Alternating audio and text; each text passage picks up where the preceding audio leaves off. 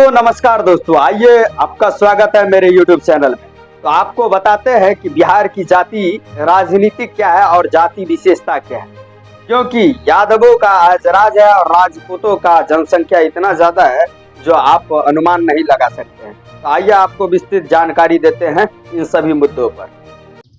बिहार की रियल और वर्चुअल राजनीतिक आपको जानने के लिए ज्यादा कुछ पता नहीं करना होगा, आपको सिर्फ ये पता करना होगा कि किसकी जाति की जनसंख्या कितना है और किसका कितना दबदबा है। आइए आपको विस्तार में बताते हैं।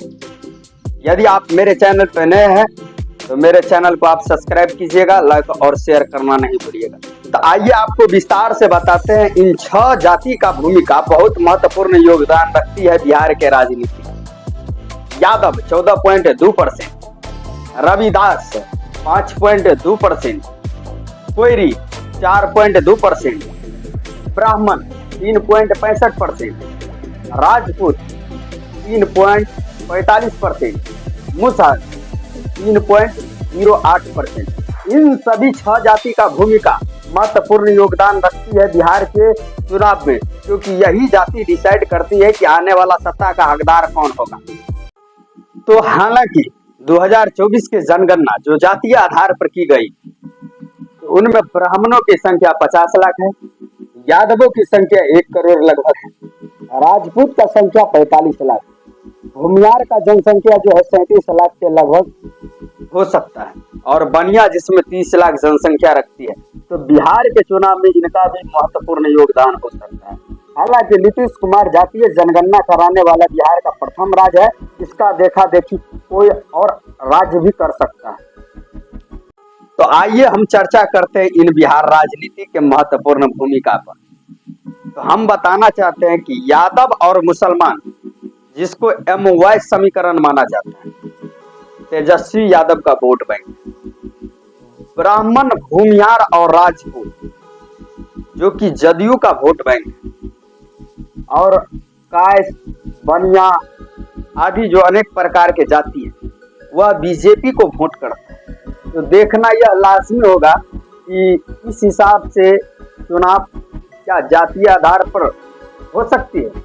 यदि होगी तो जरूर इन सभी का फायदा उठाना चाहेगा राजनीतिक पार्टी के हकदार।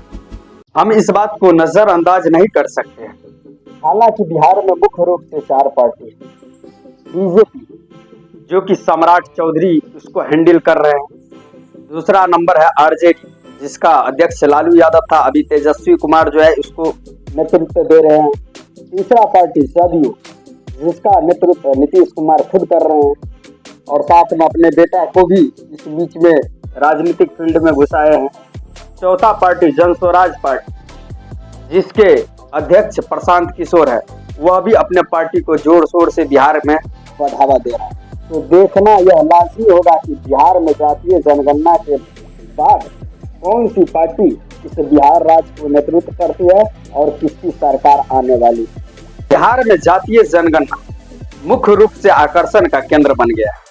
सभी पार्टी चाहता है कि मेरी जाति की जनसंख्या इतनी है तो उसका वोट मुख्य रूप से हमको आए, जो कि संभव तो नहीं लग रहा है। लेकिन बीते कुछ दिन पहले न्यूज चैनल एनालिसिस कर रहे थे कि राजनीतिक भूमिका में जाति का होना बहुत जरूरी है, क्योंकि इससे यह अनुमान लगता है कि किस जाति पे कितना जोर दिया जाए ताकि इसका हाल बेहाल जो हुआ था उसको सुधारा जा सकता है। तो कहीं ना कहीं न्यूज चैनल वाले सही बोल रहे हैं।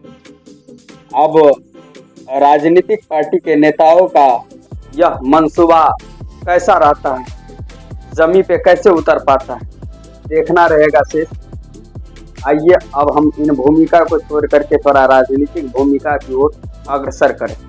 तो लास्ट में हम एक वर्ड बोलना चाहते हैं कि बिहार के जनता आपसे अनुरोध है कि आप अपने पार्टी को जो चुन रहे हैं तो उनसे कुछ प्रॉफिट हो, वह हमारे समाज में नेतृत्व करता हो, हमारे समाज को आगे बढ़ाते हुए हम सबको साथ लेकर के चले, ऐसा पार्टी का हम लोग चयन करेंगे। धन्यवाद दोस्तों। यदि मेरी वीडियो अच्छी लगी होगी तो आप लोग लाइक करें, शेयर करें और सब्सक्राइब करना नहीं भूलें। धन्यवाद दोस्तों।